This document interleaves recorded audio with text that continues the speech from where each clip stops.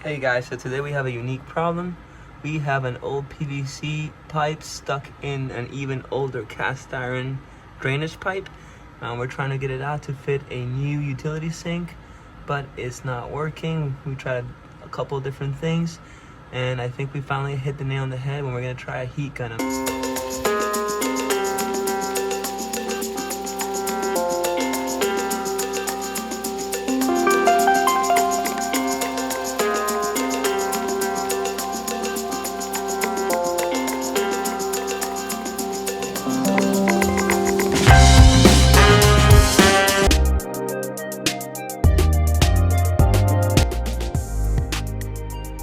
So here we go. We finally got it off after like maybe a minute and a half. We're smarter, not harder, people.